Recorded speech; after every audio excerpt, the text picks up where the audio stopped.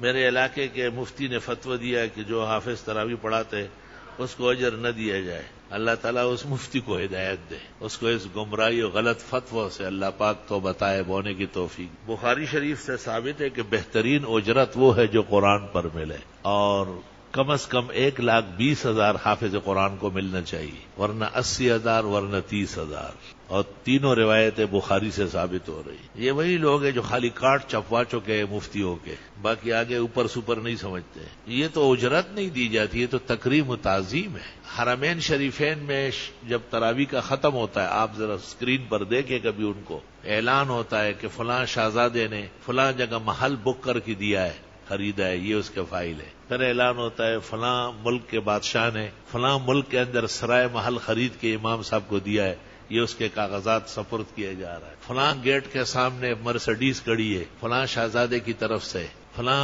شہزادوں کے فلاں بچے کی طرف سے، سینکڑوں ہدایا، اتنے کہ حرم میں ڈھیر لگ جاتے ہیں سونے کے، خدام اٹھا نہیں سکتے. قبلۃ العالم کے اندر پورا مرکز ہے، اور سارے جہان کو ایمان وہاں سے ملتا ہے. ان سے زیادہ محتاط کون ہے؟ اور وہاں ہدایا نہیں، بادشاہتیں تقسیم ہوتی ہے. ختم کی